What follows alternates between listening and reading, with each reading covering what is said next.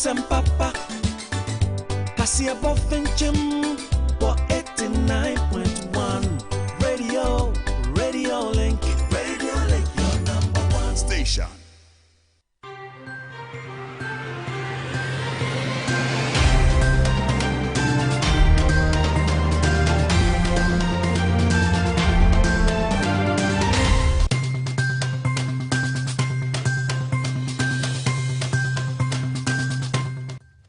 Nonum abo apam high radio link 89.1 kasafidie so yabatie fo nyina adwobra so sadon hwere ba kunta nye ne hotena ne nsama odi ahim wo manika nam nkanka yamantanim yatinken kan mabusuafo ho nya bi ho tie hyede nso sense no doso www.radiolinkgh.com obenyansa ne bebre wo ho ne watim akenkane ono nkwankwada nchane uko Facebook a Radio Link 891 obehu ye okwa like video no share na fefo adwenkyere comment ne fato ase ma abusuafo no so benya bi ne benhwe wo sha ben so betin ba adwenkyere ato ase ma adwenkyere mrantem ne yenka ne ntem fa ma wo YouTube Radio Link GH modern Ghana listen to radio.com honyina obetim atie kasafidie ne nyuma ko bebre na ne kutoye mu ono kura nkwankwada nkyere nyuma kuo no akasefo pa ne baboa ye amada bia ye tintina se kenkan nse ne Righteous Radio so de ona hode na aboa atonsem ya pete wo Blue Cross zagidi nso wa aboa so Jat Information Center wo hensa na namia Information Center Kismasu nyamene hene ampa wo sansama akwamu Information Center wo kranka nkomoda Information Center wo aropata in him is life Information Center wo agosa ye free mind Information Center wo ye free Solo Information Center Twimia Kwanta be potirim no tachiwa Information Center wa Twimia Kwanta Total Falling Station yo kumase kwana so no kumase station ba biatum bamboo pa ba me kwana so Rest Palace be kutambi Bush Canteen Hansa Eseye wa banim Adansia Sport Agrobasa Choba Spencer Pub wa Hansa Brigade na Yak City Pub wa himfi number 2 High tension to site Black Avenue or police station and Puscoba Brain Saloon Benny Methodist Assorendani dependable phones Nabna Jum Gabi Stone Electricals Hensa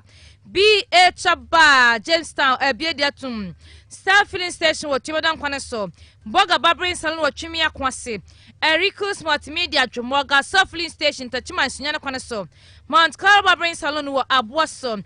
Darling Popcorn Kwan Station that you have Hensha Tessin Jinano King Arms Fashion Brigade or this year bus sport watra Benina Bekutam ya batun seme de apeti no amenkancha wo se wo batu kwane ne wa kopie wo Dubai enye eye Anasa International Limited bene bede wo akọ ne na fonum akonto na wo akọ de wo hia so be kuma mpanfo ya passport ne copy na fe passport picture ne okwa ne obebre wo ha bede be ma enye visa insurance return ticket COVID-19 test airport transfer accommodation wa 3-star hotel na fe so mwaso ko de boa ama de wa kwato no de wa to ubetim anyani na ten ne watim asana ba mali ganam ne Anasa International for bede be wan kran abavana junction kutuba bi kwan so be wa vacation hotel nchene hwa fie na chanso ne ye 447/12 hodo be humbe frebe 0242239060 ana say 0302224664 Nanuachi MY Caesar Clinic and Diagnostic Center Benny Dr. Caesar Yadiel Baby Shebia wosam wobrebo so yasitu yade yadino show 3 1 year say bebe yini na kasemro so ya waje wonso wa etwemelanga opeso afoafo wo mu yeduru ti sami anti heya bo modene se wo baji eye Dr. Caesar no pani bi no wanom obebo pa adamen kancho so be ma waboda bridge wunti nkosinanim okoso apetre yo be ma bade wrobo hwakosho be ma obaso ha adwene adwuma ko wontimi mmo obe ha adwene pa antinde bo modene se obako Dr. Caesar channel obabo yankuro no ha okoko okwa fichati ya hepatitis B on C ni nyina no be hunro Timber capsules Caesar capsules nde mema ho dia na Lina Energy tin oyama yanyina yankwai ne ne benkodi djuma 0555179765 unya bowuram ene mpanfo bajo so ne nsema yedi obano tie obadim akotin bi onie Attorney General and Minister for Justice Godfrey Yabwadame ne account for Ghana Police Service for pass by ade na no asemo si water kwade ne ahokeka bede ye badjuma na yebekomra sebedefia ba beto dwa se majority edom Kaseɛ afem no womo ekyerese womo so afale kanta motion bia enhwehwemu ahudu efa abato ayeto basabasa yemu no empanyifo nhya asefri afiapem ahenkro aduokro miensa 1993 na owura Samuel Nate George edi atodwa wokyerem se 1993 kra de hwa womo nkwahya ase emfri 1953. There are two different motions. Our motion, a committee should be set up to investigate, and then their filibustering motion. They want to rewrite history. Ne nano jaya tigara hayane hu sekane yadum henne se kura akodo mampota hwa wamfie sei bekane adum fie da betena ma kwasi da nura beda mbesi masini basina dunno sabre beda so tisumu ne nkrofo akase enne dum so na onane asana bayi ne great company for chese nyesa notie. We had envisaged building a line 330,000 volts from Angumaso all the way to Bolgatanga. Na kane so afọ be de kira na wo hwa hodene ho ensam so eyowura John Abdullahi Jinapo na wo de atodwa wo kyem se sado man Ghana nkane ho nsema koye bibie wo hoyi ene Ghana yen kane ho nsem edesane mu pa. Now from what I'm seeing, we are sitting on a ticking bomb. The system is not improving. And there are two ways. You look at the technical side of the company and also look at the financial side. Because the financial side is what gives them the revenues.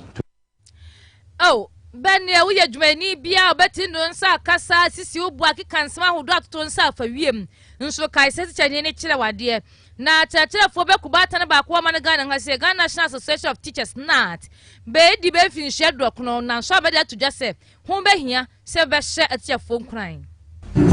And this includes formation of mental teacher unions, poor and unattractive working conditions for teachers, no female participation in decision making in the association, unfulfilled promises. Na Johnson asiodun katia no se against money bewu no se hwe mo ya pa me sam nkoka parliamentary service board ho a monam na mo keka nsam efa me Johnson asiodun katia ho monim experience amewo emfinhia dum mienu experience amewo wo mra se bedwafie mu no ene ne nam so menya sa appointment.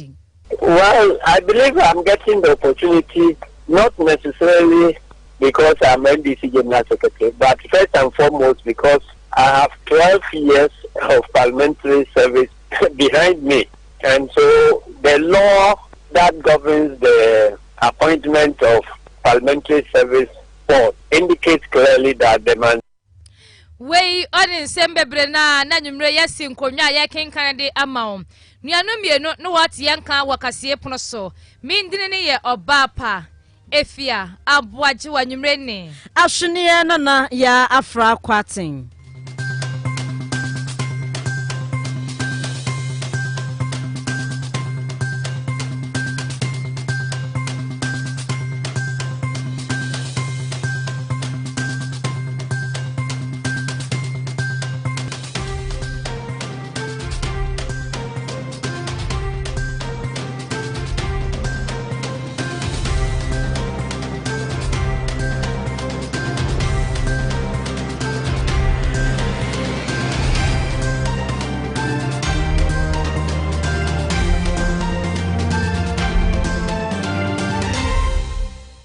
.1 Afe yen shensen no ase Attorney General Emensa for Justice ye ora Godfrey ye bo adame akamfo posi adwumakuo ya all mani Ghana mpa wo bana montuo ya betu ya ona nsoma nipa bonifo bi betena mani Ghana chi nkrofo made bekosi awi akire na nkasa ne bede bekire busua se bemma ya beche se bayire mfie mienu ona akire onie panyini Godfrey dame chese sa na montuo na mpanfo betu ye na nsoma bechi se nipa bonifo no oya na montuo papa ntinei se beka posi fo badwumadie ya bedu mani Ghana na abaso bode bi wo hwa ene no sefata sa posi mpanfo bedi se adwuma ni nyina owura dame yo no ye panyini Kaseɛ ohwe eye atentrene adwumadie anasa asoye ne so odi betu dwa chese na anui na jaga na ha ne na ha ba bodini be frɛ no sa ono amaye Attorney General mama ne Ghana ne sa abana ya panyini okọ no office no eho abahia mpanyimfo pii na bɛkɔnna no so bɛne kɔdi nkota ho ɛne ɔno ankasa so kora akɔmpanyimfo bi bɛne no so akɔkyerɛ bɛ sɛ me Godfred yɛbo adame baagye tum sɛ nnei mema meyɛ aban lawyer panyini nti atantene ɔne ho nsɛnkeka deɛ ɔbɛtim akɔ so ɔma ne Ghana mpaase de ho nim no mɛma dwuma yie ne Inspector General of Police Owura James Opomboa no nso ɛto adamɔ no akɔpiem wɔ saa soafo yi nantena yam ya ɔne okodi nkɔmmɔ na nkɔmmɔdeɛ ne ne nsɛm ahodoɔ abɛka yɛ ne nyinaa no ne panyini de bɛto dwa sɛ ho bɛhia sɛ ne ma ne Ghana ɛne mmara bɛyɛ adwuma ne mmara no nso bɛyɛ adwuma nyɛ baakofoɔ ne mmara no okuta na obɛtinde ayɛ adwuma nti Attorney General's Department na afei Police Service ɔne bambo adwuma kɔ nkayefo ne nyinaa no sɛ bɛɛka bɛ ho abom a bɛbɛtimi ayɛ adwuma no yie adeɛ baako akyerɛ sɛ ɔha adwene paa yɛ awudie yɛ ɔkɔ so ɔma ne Ghana m ɔyɛ crime nti ma ne Ghana sɛ mpanyinfoɔ yɛ abɛboa ne bɛhwɛ ma atɛntene ne kɔ so bɛhwɛ ma bambo akɔ so biara wɔyɛ n'adwuma sɛ deɛ ɔsɛ pɛɛpɛ ɛne nkasa ne ma nyinaa to betwa na num no kama ne kɔsi sɛ yɛtima ne Ghana ha sei no ne obeto dwa sɛ nkura ba sɛ miensa ba yira ne miensa ne kura ba na chire no obeto dwa sɛ ba ko bi so abɛka ho rota baka nje sɛ nkura nan beduadua fifi na kɔsi mrante mienu ɛne oji na fe Dr. Cross beso ne mpanyfo de bɛkɔto afiase ba ko die dwane yɛ ma bɛsan kɔdroa ne baayɛ na Criminal Investigations Department CID atanya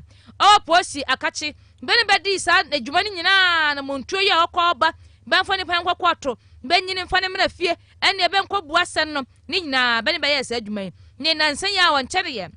ne bedi sa mrante menu bɛkɔ gyina mra ni bɛka kyɛ sɛ ho asɛn no sa nipa nan ya ye hu beyi ye hu sɛ ho ne benkomodie awɔ fun so ɔno achi ye hu sɛ wo ni bɛ ene mfonyini bi ne bɛ sɛndu hu bi ne nkrɔfo so ne bɛdi di nkɔma kyɛ sɛ ho chibe ho chibe ɔne abrante bɛkɔ ka sɛ ne krɛsɛ ne nakofo ne binom ne ɔne de wonku bia ne bɛ se waku unku yo nkra bɛ na nkasa ne gu adaka ne mosi hanom ho de sa wu no nti nei ho nkwa ba bua be kumfo no ne Owura Godfred da meche se oyene muntu opa ye posifo betu yo na so ma ne kumfo atuma bam ne oka ache se badwuma baye no banyine be hono sampanfo be di sadwuma so aba so bo bi wo ho a be de be ma be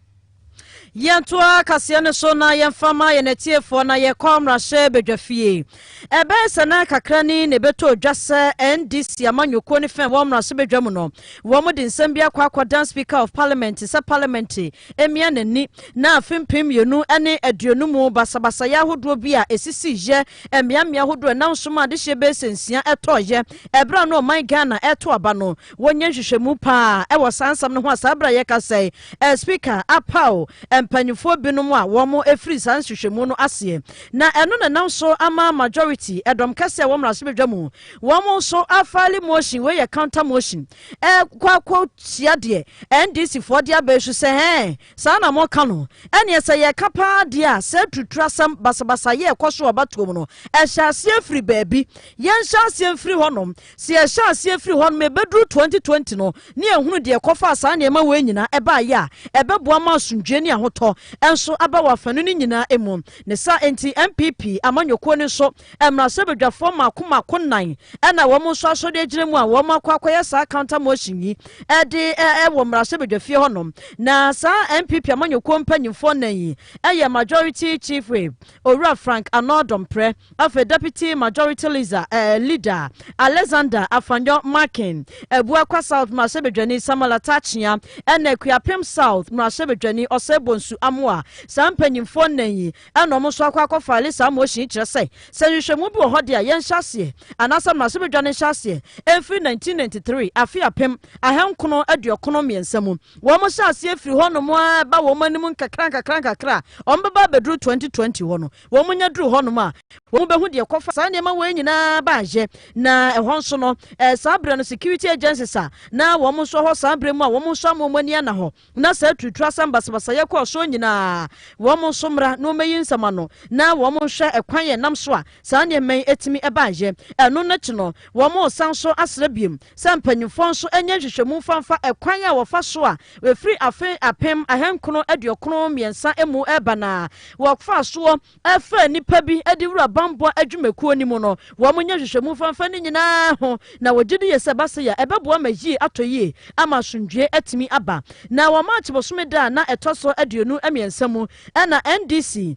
Emrase bedwafo makoma kunsia womo ekofale sa motion ya ene womo nuanom MPP fo empanyifo makoma konan womo so ede sa counter motion akwa feso na eno enam so ama amrase bedwani ede ma ningo prampram owura Sam George no ewo ba monten so de atodwa wo kyerem sehwe MPP fo womo ye bad papa MPs no na we womo hyeda pese womo sa motion no womo de aba no womo de bekata de womo NDC for womo file ne so oho na chese enkakranka na womo de na ba bekata womo de no so kra na womo de no hwehwemu womo peso womo ye no akwakoye bibi ho na age egu enu ntu no masada afa sa kwan no so se ene womo nya hwehwemu mfamfiri ho no na so womo pehwehwemu bi dia ene ono krampo beboa womo ene womo stand womo ntwum nkwa akiri womo so 1993 womo nhyase mfiri 1953 afi apema henkono aduonum miensa womo nhyase mfiri ho no ne famra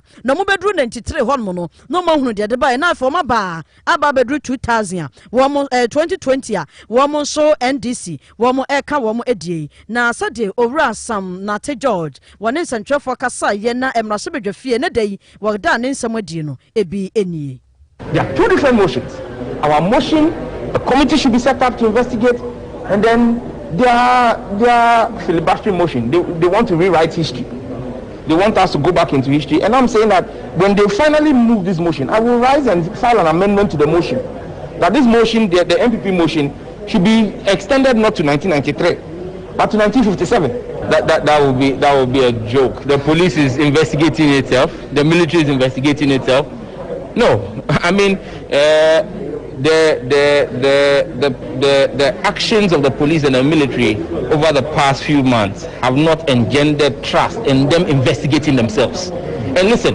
it is citizens of Ghana who were killed. The citizens of Ghana do not appoint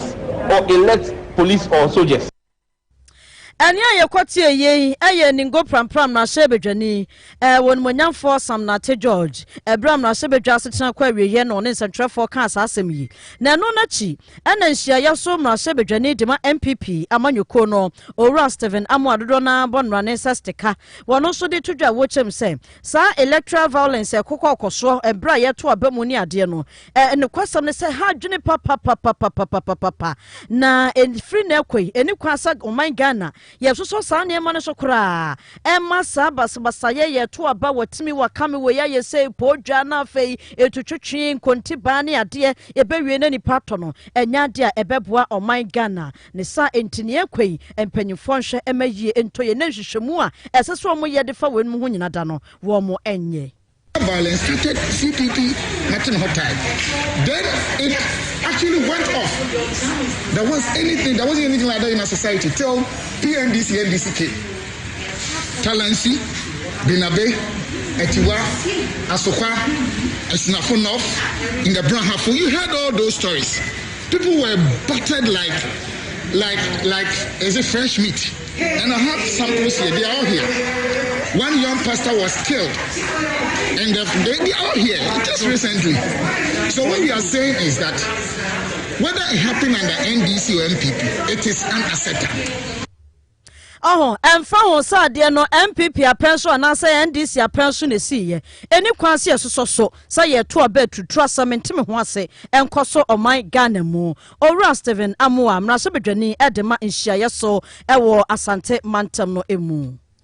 CEO di Ghana Great Company Limited betanitia friend Great Koyora Jonathan Amoa Koma ne odi atuja se dem krofo bi be ka se dum so aba womani Ghana nu ada no kra bi anim nti se hu abɛhye mu se dum so aba nti wadwuma oba bɛsɛ se dem na bi be hu no Ghana ha se na nya sa akra ne otie ne nyina ne sensiesie ya hodo bi a okoso wo mani Ghana ha se na nanso ma nensen mo se kanea no hwa ne bi dia yebosi ne bi dia agifom ne je se bi dia du no no hwa ne dia yebosi na agita na no aso na fe dia ono so agifo Kaseɛ no ono so adum na se odedansa ne pani di nsemi tu jobra otu anamono kopie nwa santimantamu ne ocheche mu achebe se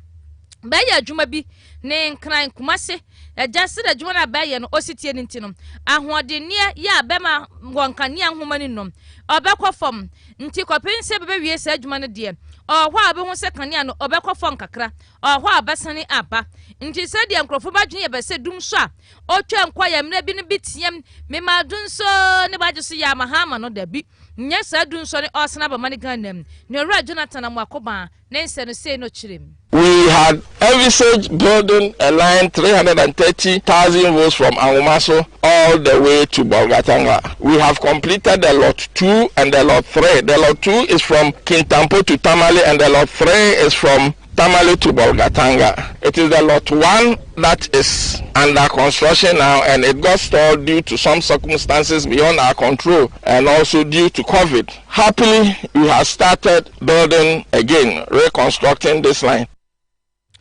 Ne ya yekotie ye yowura Jonathan Amoakoba ne nyina no Ghana Great Company forward abetu jase but the law shedding timetable bi obeba se ba bi wo ho abehwe ne kane na dun so obeye adwuma ba betima ententem ne atima bi nya se beje ja tunsa ho anu de akodum ne be mo amane nti be ba hyehyɛ na fe ba hu se be si adunu ne se be si adwuma ne de afa ne nyina no corporate communications manager Adima Gridco Ebenezer Amankwa no ne nsantwafo adi nko na kyerem se sa ye timetable no beba no ne nsantwafo bu dan se papa obada benenie entima nkyere ndapotin ya oba ne de nso kyese mpanfo betu sa na mono no ne ba be ho akodi wankanasemu ba be niam nyina akwankanasemu ba hyase a be ne be odi nkomo Ebenezer Amankwa. A span of between April and the end of June as a duration we are likely to experience the intermittent outages. It doesn't mean that it starts from April and ends in the end of June. There are periods between April to June where the companies would make some requests for outages, and we have to then work with the distribution companies to establish a particular timetable for the affected areas and ensure that the impact is minimized so where customers are not necessarily overburdened or affected unnecessarily. But we are still in discussion with some of the stakeholders, particularly ECG and toward the northern side, Midco, for example, and then also contractors on the project and our own engineers and directors on the project, so we can all agree. Whilst talking to media, the Regional Road Authority, their engineers, because some of the projects are sent by them directly. Ne ya yekotie corporate communications manager Adima Gridco Ebenezer Amankwa. Na wasa Gridco nsensem ya mu ana babeto dwatrese ese Gridco yi ene eka ede ebida ho pa na sansem yi kane deputy energy minister ewo NDC a apenso owura John Abdullahi Jinapo ene de atodwa wo chem se hwe eka Gridco eka wo mu de 230 million Ghana cedis enye kawa ena se esi wo mu so enu ntina nansan pressure eda wo mu so a ene enkane ai fon wo mu dundum nkane ne saa a Ghana fo eke kansa ne nkane dum so na ben ana kane soafo be de kira na wo hwa wode ne wonsansui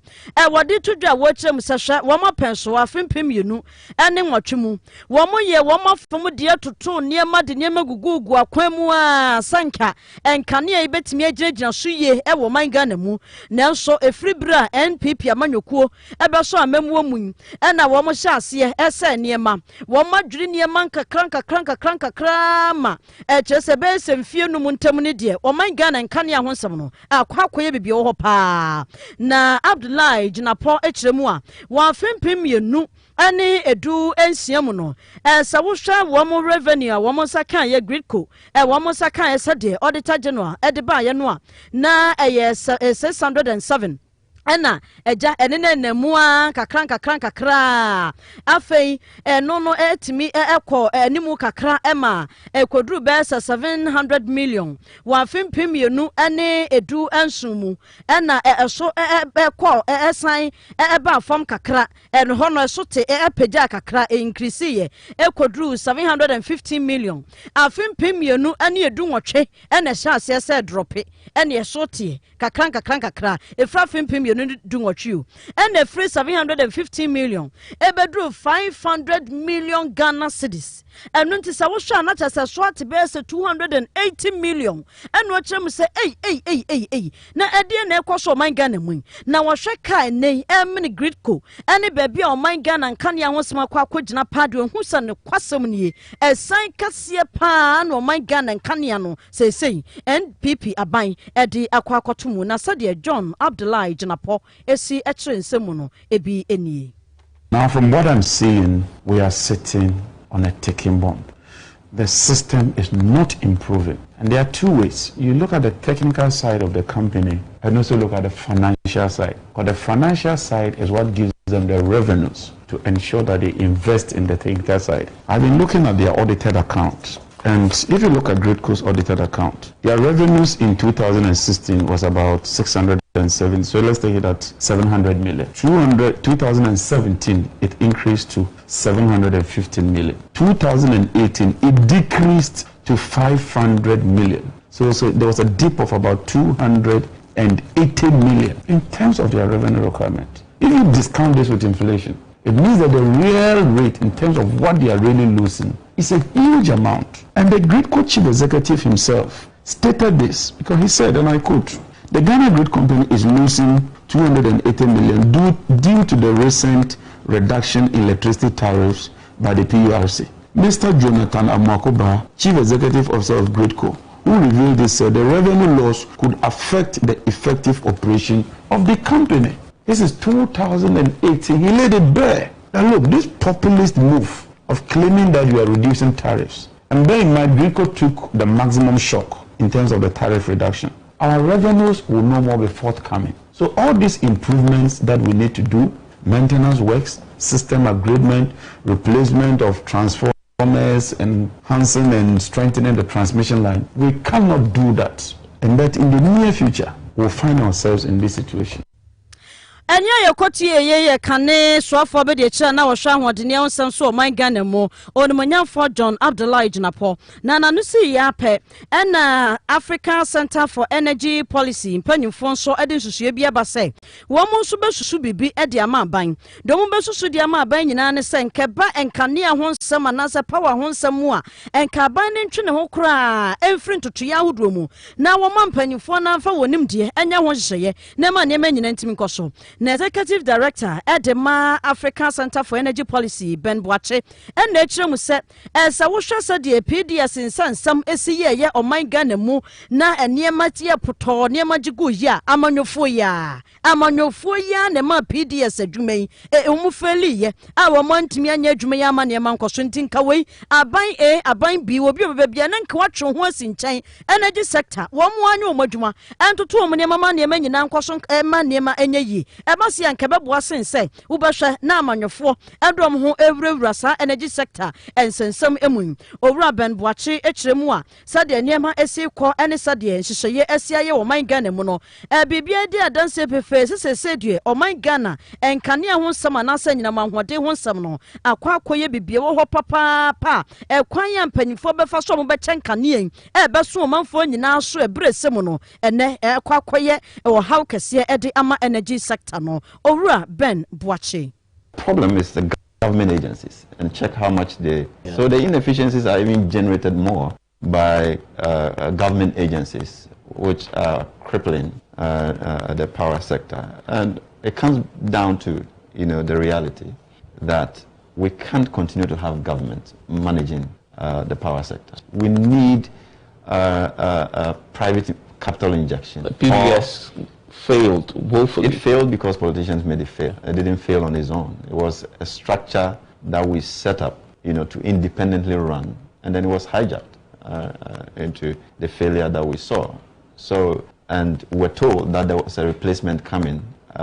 within the time frame to ensure that we could get the investment that was required. We don't know when that investment is going to, but it is a critical moment, because if we don't fix it now, you're going to be called upon to pay. Right? If we had fixed it before PDS and all the saga, we wouldn't be asked to pay 20 pesos today on a liter of petrol. We allowed the problem to grow and fester, and you're being called upon to come and pay. And because we do not see an end in sight, and because we don't see the solutions coming, you're going to be called upon to pay. I mean, if you track the trips across the country, we are headed to a crisis situation, and I'm happy that they are arranging to come up with a timetable that allows people to plan. And for me, that has always been my position. If you are taking my power, let me know that you're taking it, so that I can plan for the eventuality. All right. So if they're able to provide a timetable that allows people to plan for it, the better. But ultimately, we have to come to grips with the need to get invested into distribution of electricity. Ania Yekotie Executive Director, Dema African Center for Energy Policy, Ora Ben Boache. Kai Nation so self dia wotie oye Radio Link 89.1. Sesie die no nsia abo. 89.1. Nenne dwumani bia betima akona dwuma so. Na fe etim a ye na dwuma yi a. Ni nipa kron afantitiem. Santitie so bebre na kyerkyerefo ne bede ma. Nti beta aka say all professionals can boast, but a teacher taught them all. Nti hu teacher nyan wa twere police wate. San teacher for badwuma no nya so da form kra. Ghana National Association of Teachers NAT. Oya teacher for kubatan Kaseɛ ya wa mane Ghana ha sei. Ode na wo teacher for kubatan ahodo nyina. Ne beta se banya mfinhia do akron te se ba agba akokora. Anasa abrewa. Nti ase beti nhafan. Ne nema ahodo ya mpayefo bedi egu akwanim. Ya bedi obedi safa shey no mpayefo ahia ya bapa ho ntoma president de manat ye ma me Philip Lasson ni abra be pa sa 90th anniversary no ho ntoma no order to just say kuo no nema bi ha no nema ya wa ha ne ba ko ne se achechefo de bia babrabo atetia pansam oba cha de sa finhye duase maduanan akoda humjema skakutwa bi de se wasenglet bi de te se nkram no basomade ne ba de ahebensem okwa wontim fanya hwe ne usuku ni ya oche na de ya bia ko ya manwani akoya dokota ngba no na ya no se tam ohun ahe teacher ndu amobra na che se obetwotwo teacher kura biti hu teacher na ma speed so de kai abo futuro vum no de gu teacher nim na fa teacher hu ayefi teacher te sakre so teacher mpaboachia ni na ya de ohadwene pa ni said ke tue ba teacher o shadodo akatue ni sha ntontimi fanya hwi wo mane Ghana adennes wo kan kan wo hwe amanyofo bo mane Ghana mu a hwe sikapa bosome so manyoni ogidi gurubotom teacher wo che no de ma wati nko no suku ya na etan be manyoni no onya mu kwata wo ya de ohadwene ne da bia be kan ya beye anu hunu ni ba di o ka teacher fo asem tibraso se wo se ba ka teacher fo badwuma di abedi teacher tin twa kwantenten bi wo teacher ko suku kura diso twabode ha ne akatareti so awia katika teacher namu teacher be ko ne hu futuro bi kura kwa otena bobo yam bi so kwa pratima gesha ne mpaboa so ahye wakinje de gu so ko dus kuma sna awro sata ne de gu ba bi yi pratina to ba bi ansa na tima akira de teacher ne achim futuro ne nyina ba mfa so mo teacher fo ba so oya de ha dwente bra so se beka teacher fo badwuma de abediri wo man Ghana ne betim pe motivation papa bi ne mo betimi ama be nkranhye aba wo sampa badwuma de abedi osefata anase be wo se badwuma de abedi mfa so wo so nya sa da teacher onwa bi no be nyina be bejai wai be ho akwasha amanyosem mu yentie ma me Philip Lasson. And this includes formation of mental teacher unions, poor and unattractive working conditions for teachers, low female participation in decision making in the association, unfulfilled promises by politicians about improving teachers' conditions. And I believe that it is going to end today. We have our Minister of Education in our midst, and we are no more going to face challenges. I trust that it is going to be done. We also have lack of sacrifice and commitment on the side of some staff and some elected offices. Ladies and gentlemen, please permit me to make a brief comment on the theme for the celebration, which is not Atlantic, surviving as a reliable and vibrant teacher union in the 21st century. The theme was carefully chosen so that by this celebration we can reposition the association to continue to play a leading role in teacher unionism in Ghana. In this 21st century, that can remain relevant and vibrant by being proactive in responding to its trade union roles, professional development roles, membership education roles, and provision of sustainable welfare services for our members. It is time to deploy technology in many of our activities, such as loan applications, information dissemination, training and data collection of the critical needs of our members in that regard. And because of that, we are saying that NAC cannot do business as usual. We need to revitalize the NAC youth policy to adequately respond to the needs of the young teacher and give them hope in the profession. Teachers are working in deprived and trying environments, and the conditions are very terrible. But I employ and government are doing little to improve the working conditions of the teacher. In this 21st century, now to rise up and help the teacher to get commensurable rewards for the work we do. After all, Ghanaian teachers are also Ghanaian workers. Ghana teacher for Bensu by Ghana Jumaya for Nti anu hunu anofafa boshe ya barisha teacher for no afidia nati basore jina ne banso ba kasa betiri ho sense wan kasa ti ho ayiboni takwadwo ni bedi beyiwu maame Philippa Larson o kasa no ne doctor ya osedutwum sofo ne hwemashia so mane Ghana hase na oho na de obatudwa sa rokra ate se na nsen atachefo nkwo nkwo beta se beti achia na de ka nya bacha so yakatua ntinkamu a ya woda ho one niema hudo bi atachefo chese behia no nei se de kan be katachefo bakatua wo so ne be ba gina asasi so ansa be kosoro bakosoro nti sa strike na nkrofo be mu asese ba de obeba no oni se hwiebe be betua sa sika ni nyina mo na afiri ho ne strike no o maso. Education plays its rightful role in economic development. Education transformation that says that education is not just an end in itself, just go to school. No, education as a means to an end, the end of socio-economic transformation of Ghana. So that to get to that destination, education should be fit for purpose. I'm a teacher at the core. I've been a teacher for years. I'll work with the unions to resolve any outstanding issues. Ne ya yekotie yei. Ye monyam for ya osai aduchum eya doctor ono ne hwemashia so wa mane Ghana hase no akasanti na teacher for bebe kasa beti ho o chesa na montuo bia mpanyifo bebe tu di aboa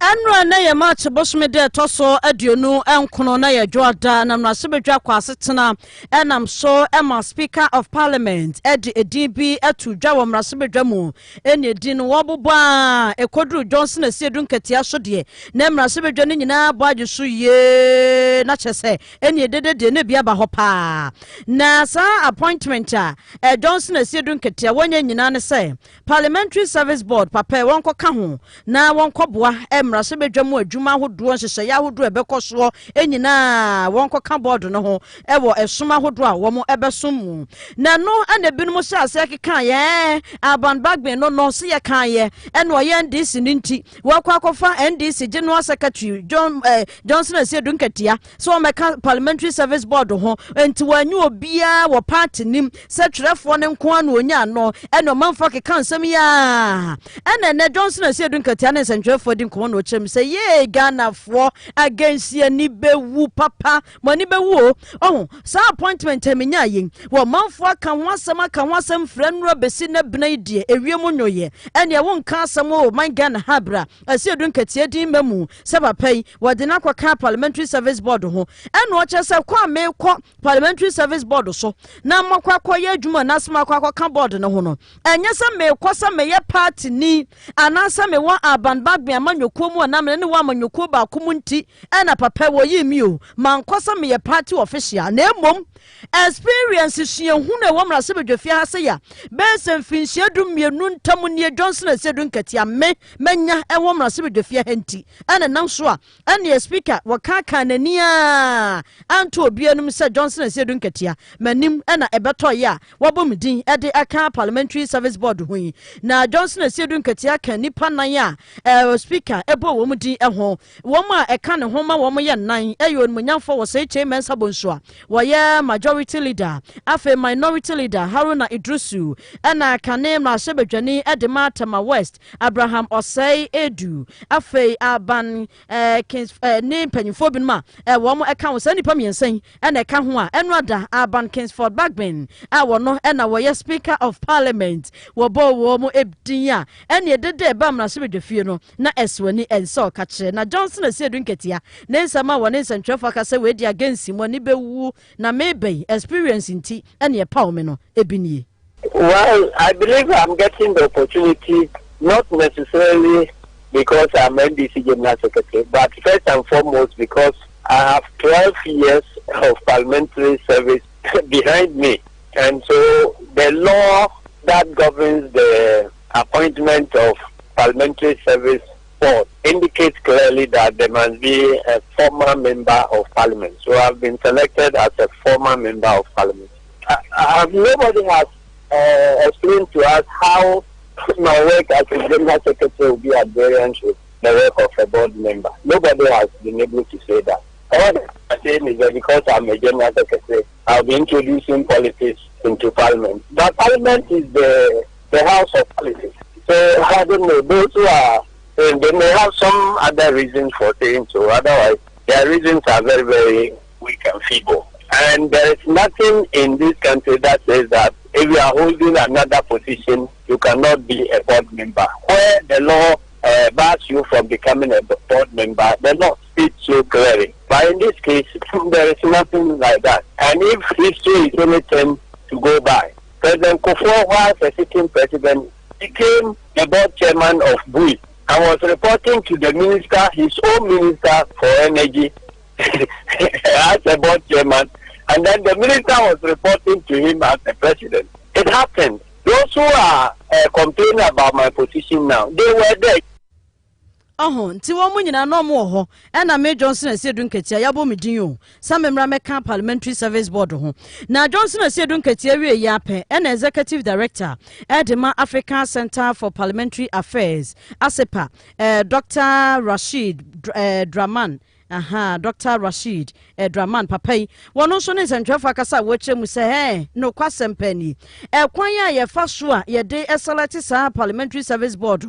sa appointment no mu nhyehyeye mu da ye fa so no se yetimi ye mu sakraye ne yehwemu ye na nsesan bi wono ma yetimi ye ne ye pa kwa akoye se aseba ne ye ne nyina manyosam ye na manyosam ye na manyosam nanso eni kwa sa eba ne sa eba se ya enya de se ebeboa ama wo mu dwumadi a se wo mu die no etimi akoso eyie no ne susue mu ne se enipa mienu a aka se wo mkoka sa Parliamentary Service Board ho no ebe ya nka omonye technical people wo monye nipa bi omo osue hunu ewo mrasebedwa edwuma mu ne nkoba se we de mrasebedwafo akeke anase enu omote henti ye do maka ho wo monye nipa wo mo so ewo sa technical knowledge no eba se ya ebeboa pa Dr. Rashid Draman. This current board, the other person who is not a member of parliament is the former majority leader who was majority leader during the MPP time. So you have MPP, NDC. Of course, I mean, personalities also differ. I haven't heard people say very much about the appointment of the other gentleman from the MPP, but tongues are wagging about Honorable Asiedu Nketia, maybe because of his personality, because of the role that he plays front and center in our national politics. So I think,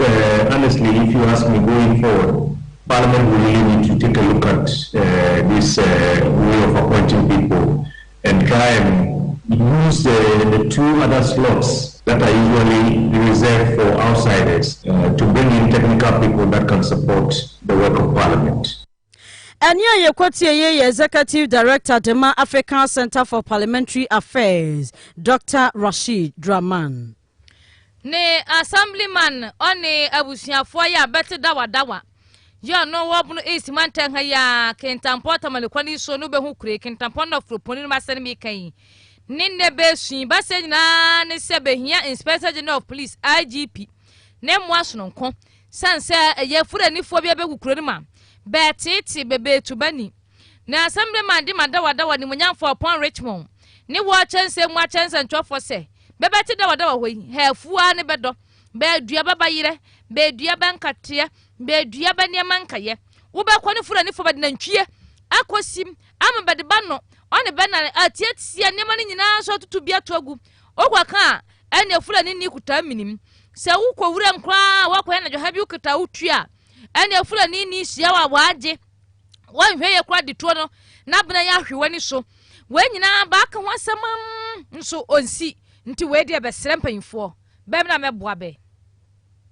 dawa ewo bunu east eye Kintampo north na babia duru no se ye srempanyfo eye bunu east regional minister honorable Kwasi Adujan na afi IGP regional police commander municipal police commander ye srempanyfo mo ka bia eye se babia duru mo meboa dawa na dawa ya kwa hohiahia mu pa ene sen kwan a eye na nsen fulanifo ahyase edidi eye dawa manfo no nokre ani enyan tie kutu srempanyfo se omombra na omombeboa yen se wo yakuani wo kowura mu pe wo ho ana fulanifo aba na omo abeto ahye so utu a ekitawa won so agya wode kɔ wura ma utimi ku akokɔhwede anase kusie bi de babe ye wode bepe wano aduane no na omo ayire wagituo no obi kura omo timi twetwa obi sikan na nsen atoa so beye mpe na ya report wa ma eye Kintampo police omo bo mo ho moden de na nso yehu se sebe ba nusuma emua nti ye srempanyfo se omo nyina meye yemwa na omo mfa eye policefo no bi meka ho na ba bi aduru no se ya nsore na ya nhwe amfa kwan bi amfa so na saa nema ye koso na no amblase a ye hasa ye ntia sempa ebekwa kofa eye ntokwa aba eye akuafo ene fulanifo ente menka se fulanifo nyina na mmom binom a ndwuma omudi no enya de a ebebo nti ye srempanyfo ye ni bresempa na assembly man me da korampo a mintimi nda efise me dwene me manfo ho me mpese eboni bia be den ebeba nti me srempanyfo pa maka ne se mprensa omombra na omombra meboa dawa na yakwa hohiahiam assembly man yo dawa upon Richmond no ti so akasa no se ba akwa hohiahiam nti mpanyfo ba hwe ne be mra ho obaya kura agenso upon buonu frinkran ne wa woni wa posifo mpanyfo akasefo ne be mra na bia se na do na ni onyane ni munyamfo ya onso wa baya bunu ismantan sofo owura Adujan wonso ba to nsa afro sebra na ese de bra ya funari fo ba de bo akono ba ne nje ho kura no no achi na busuafo ya bati dawa ho ba te sasema asem ma yo kan de no anu no asembira kan nyina fulani fo ma ya na be se ye mfudie be hia ba to mona ba to mona ye be ba twa gu fo ma tiete ba hwehwani so ba ka tes nesta wa ba fa babra be we nyina ya de ohadwene nti be sempanyfo se be nya bibi sesi ani asembra ka no enu na hai wo dawa sesi ada no o ma ko twetwa menua fuma gine tuo nura so legati ni bi e wa fonkwan so o ma twetwa na gine tuo niama e koso no enyan se aban mpenufo mmomodi meboa yen etu be bia anti asem bi ye na otie fanko a wo be kasa bia nkoyafo ene ta fulanifo eni na ya bibi esi but say ya no mutiti nkoyafo na ekobase eginsem a na brema ba nkoyafo so ti yesre se aban ne mpenufo mmomodi Kintampo police for me bo mo abaso omo ya ade pa nanso asem ne buru omo so ti omo mfa more forces meka ho na omo ntimi mu ayen na de ekoso no enne ukwa afo mu a uyam hyehyew efise utua okita no eye wuro mu wante na okita tuo no nanso ombe chiw atwetwa osekan agi tuo no aka ho dia enne wo gya tuo na wonam nku anso wo san suro efise wo yiri krampo ba afo mu a ombe timi atona amuna omo aye bi nso kutu esrempanimfo se dia aba no nia onobo ekae no ewo mu saa pepepe amaye na akuafo eni yayirinum suru aba ye ho se ne fulanifo no eye no eye dan amaye suru bebre se ye bekọ yafuo nti se ye no kole na ye sre aban se wo mbeboa ye na ye ti wa sebi ya anko school ye na nti wrom ne ye didi ebi wo ha abakwakofa aduane wa afum kura se ye suro ye ntimi nkọ afesu ye binum susu ye hibidie na ye hwe ye ma school kakra enda aba ne sa ne ye ntimi nkọ wrom ne yakoye adwuma ne ye nyisika abehwe ye mba emeko wrom akosisa jakura ma o ma repimi ni asamrika no ne kura pa se bra ye bra sa si we so no enya ne ya ye kotie ye ya busuafo bi ya be wada wa be sere mpanyimfo se kentampo aposifo be abo modern so we di oburo be so be bebre meka ho nya sa fulanifo no kona be wafa so wada ho no ontwa yie Yankon apomden ensam emu ewiase nyina ku Kaseɛ ehwa apomden wonsam so ye fa ne se World Health Organization womo aji bosome miensa ne de toso aduasa bia si wo sedru honom a ya de fa ne se bipolar won fa mo ho dawuru e wo wiase afa na nyina sabaye omanfo be hu yade yi se de sitie ehon hyehyeye ene ade na watimi atwe won ho de afiri ho na sa bipolar yade a ye kan wasem yade bia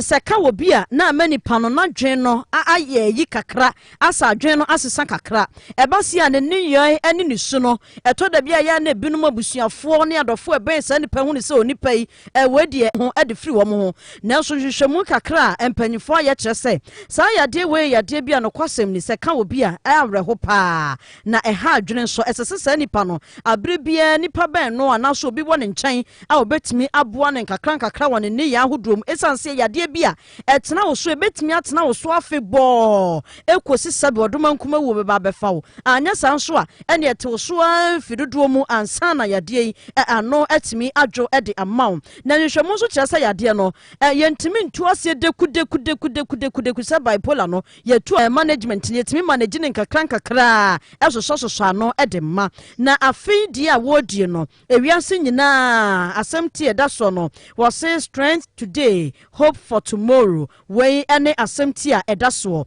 na kwakwaye apomden ensemunti no ye kwa ahoma so ne ne Dr. Kenneth Adabre wo ye medical doctor wo Holy Family Hospital akwa kodi ho nkoma busa ne se dokute bipolar ye ka ho asɛm ye de ya tro ne nkrata so ne ye kan yo animdifo no nkyeremu san na mode bema dokota me ma wadwomo akwa baba radio link su. Hello, good evening, Auntie. Mejiri se wapomu ye. Boko. Yede nyamiase. Ene eye World Bipolar Day. Mamini kamisa. Si akase bipolar eye yade benya. Bipolar no. Mamika brofunu kakra. But me catch no shokan. Why? Ya na dia frafra. Bipolar no a disorder that is associated with episodes of mood swings ranging from depressive lows to manic highs. And then bipolar no ya dey bi e manipa no me subiness isasisa. So ti appetite we bit maji bebre. Next time who is one now or more bossy. Sa na etie. Anunti yade no ya na eka adwen no ana se eka fa hen ni padua na kwa na fa hen na eka mpatwa eka adwen no enti ebasi ye nipa no ne tebia wo kom no san na tebia ne sitie se be ye tiefu ete ye behunu se enipa wo ni su a woda na di yade wo bi na eda edi wo no mu like me kai no nipa bi sometimes you know ni jikaka but you on ni jibebre o ti no nam krom na o ye de o high like or no a robot I want no me bia so okay this one now ye nyoma over the like or no start bebre this one so now ye like friendship me boys nyoma bebre. Wow. Sometimes we are obisano cry on to like on kite. That's it. If you like I am mobile next time who now excited. I am mobile excited. Some no kaso betimi ahia nipa no na nani agye pa. Ni besa don hwere nu ubehia no no asa de ne wura san ho bi na wayɛ mobɔ Mobo. Beba sometimes bay ene ya die ema abusua hunu se de ekeka kwai ebeye sei anase sei sometimes wo. Yes, so for instance if you have a child, especially teenagers no. Now who say akola no na oye nioma like over the lady who say nipa ankasa will not do no. There's a no nanti basa or so now or choose unnecessary songs a bit or now so now mobile be no any problem Oh, it's all pair parties, friends, the brave. We are like a small girl now, pair boys, name like those kind of things. Yeah, they must send the brave, huh? When on a bus, you can bring the child to the hospital. And only you call all the necessary examinations, and only lab investigation. Now I say bipolar no, and a different in the heart. You bet me akasa bipolar no asane depression na anasa ensonson yewum. And no more because it's one of the symptoms of bipolar phone. Okay. Depressive episode. The depression part is one of the causes of depression. They depend on bipolar. Yeah, sure. Ghana has say, Ghana ha, Sanya in the Yeni Sanya me, Moya Safono, Moa Mosaya Yadia, or month for the sa cases Nibiba, Emma Muhu say, ne question a bass and swa, a foot to bena ya, Motadema. Oh, big so yeah, no. A good one is that among your family support. Most of people know so there is sometimes who didn't how do you say you insult the person. Yeah, now more society will like look down on them or insult them or chastise them. Family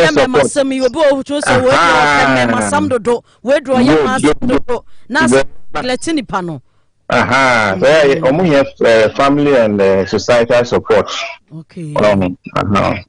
Na yadia ni yetimi tu ase deku.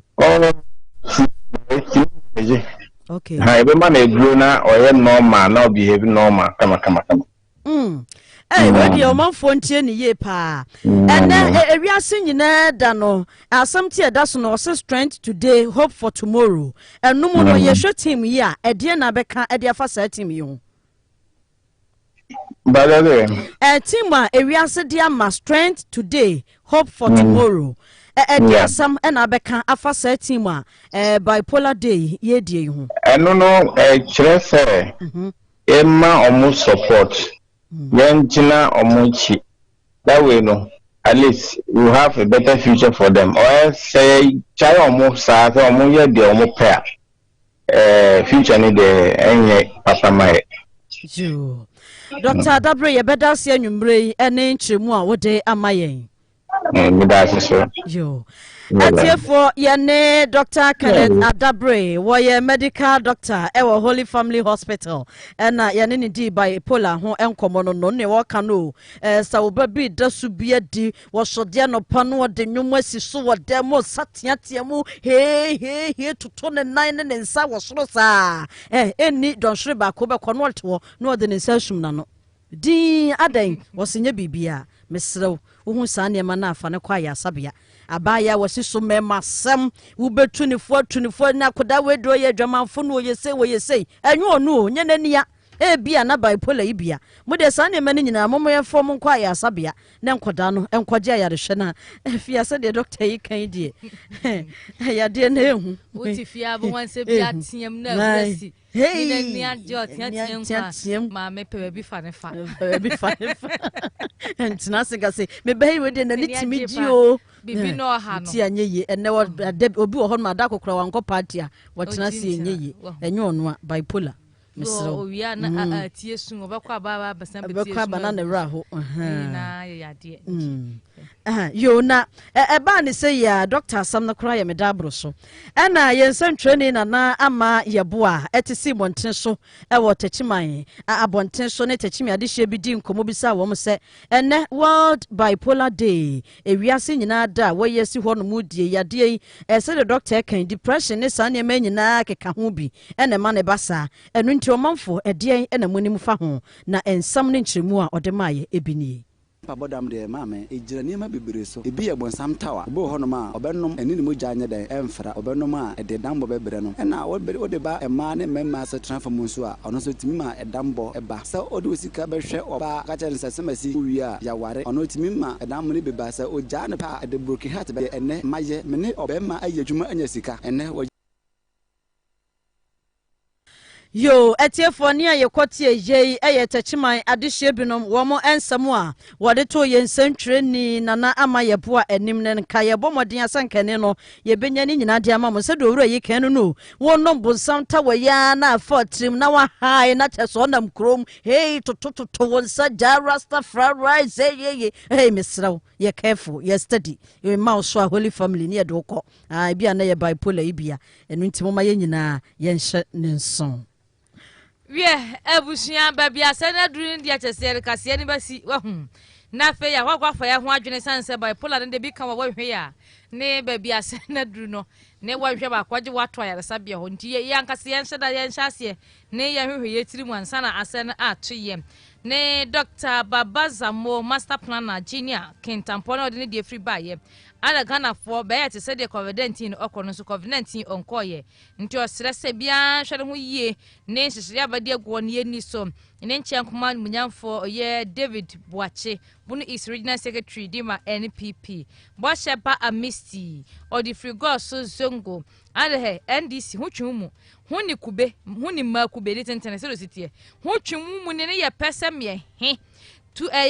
etia aye chain de be break MPP be break no na nado bese na akọ nanim ama NPP ba toa so sanse be bo se ya be se ni nyina no be di so ne nche akoma ne munyamfo Evans boku bobie esunafo not mrahye bedwani na fe munyamfo ya wo se bo ahe esunafo not MCE na na wusu OPD di frisunyane ne de baye ada John Dwayne Mahama na mamu mebetwa teacher training na fe na se training alawam man kura bali nyese mombo na nado de aba we chese nado onne dwere Ghana ho Ghana okona nim nti benja ma na nado onne MPP bentwi chane na mfa nkọ na nyebanya sa mbede ko hye NDC for Sunday enye pobunum pa no ode Ghana fo be kwa akonno Safo Kwame ade ohye Kaseɛ ni bi ni nani gye ho ofili Adu Johnson so kyese onu ni ono so ohye Kaseɛ ni bi asedan kwa ma Kaseɛ bodare mfo nyina ma ne mema ya betin so ye mu boa ye ma nsemi ye tindiri nyina gu nkrata so ya ye betena se ne ye kenkan je ne sa semi so oye woda nyuma ko bi ne be so ya sene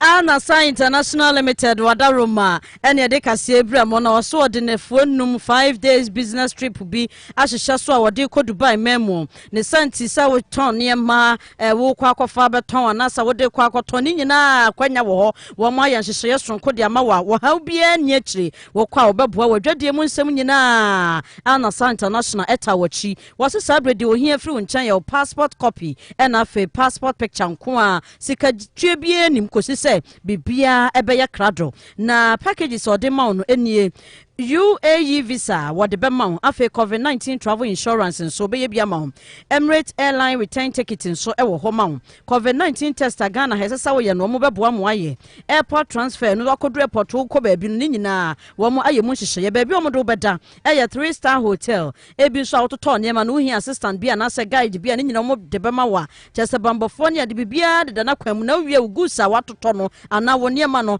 wo ma ye package ne nyina kama na wankasa ka ho bi mo nyina matena wiem hyen mu na masan ba man Ghana mu a wo haw bia ni akiri wo so ni kan kora nyu sika ntima mfa sika sam kora ni kan wo de fa passport copy no passport picture no enko akoma wo mo hwehwo na kira kwan e wo enkran house number 447-12 Abavana Junction Kotobabi kwan so a wone vacation in hotel ena eben ana frɛ 03022246664 02022246664 and a 0242239060 0242239060 na empanifoi enye woso MY Caesar Clinic and Diagnostic Center Dr. Caesar nie wose yade bedwane ye moada bridjo be magina wona so na woso yade ne gu yade bie woni paduanum de agye akonwa transe yade we de ose ye kwanko wonum nu ekọ hin ba ye nyina damfidi ahodo nyina de bia hwehwe ni paduanum enso yade ne da so asie ni paduanum a etete we ma wonya hoto wo de fadu Dr. Caesar hye ye Dr. Caesar de ye nim ne fritete ye nim sade ne dwumadi ahodo esitie ɛno nto duru ho apemfidie no a bɛyɛ omu hwehwemu baabi ayade ne hye bi ɛbɛkyerɛ na aduru ɛsɛ so ɔde ma so ɔde ama ho atɔ wɔse test bi apɛ so ɔyɛ wɔ na so yɛ wɔ tachiman ha bia no watete so ɛboɔ no wɔ fam paakɔ na ɛkɔyɛ test ne bi hwɛ hu nipadua no ho ɔden baabi a ɛgyina afei sɛ ɛnam yadeɛ ho nsɛm ɛna ɛtete wɔ bɛrima adwon so bɛrima yi ne mu hyehyɛw emu yɛ ɔya emu kaw dwee wɔ bɛrima bi kura mpa na ahi afoɔ yɛ ketewa bi diabetes anaasɛ mogyaborosoɔ ne nyinaa na ɛtete wɔ hepatitis B and C ne nyinaa Dr. Caesar Sebra na obetu aseɛ koraa timber and Caesar capsules wɔ hɔ wɔyɛ mɛma dia bɛrima wɔyɛ mmerɛ wɔ mpɛmu wɔde bɔ ania petre yɔ mesrɛ mu nua bɛrima kɔpɛ adu papa ne nom gyina wɔ naso sɛ bɛrima na di mensam yema omoni adwuma ma opiafo be mani ade chia ya nuanuane papa bia ma wadi ama ho atɔ we eye timber and Caesar capsules mema ene enom wonu mu bia be ma wo mu adabrijo Lina energy tea nie esiesie ni padua ne ye si kire nim cafe bia nim emfa wo sa wo dadro so a wonu mu dro betimi anom Lina energy tea bi wonu mbino na esiesie wo so ohia adwuma ifo wona wonya mfie du nwotwe kosi aduasa num so hwehwe na kira kwan sunyane kwa so wotra NDC office no a sabenkum so hwa Absa Bank nchen ho na ubehu Dr. Caesar no office anase ne clinic ye watachiman hase no wone na nata mensa bosom fiefie no edi enmuhwe ne sa enti frɛ Dr. Caesar ewo 055 5179765 055 5179765 and 055 121 3032 055 121 3032. Anuanu mienu ya yatena se na nwumire wote se ya kinka na Kaseɛ ndi ma no mindini ne ye Obapa efia aboache wa nene ahwene nana ya afra kwaten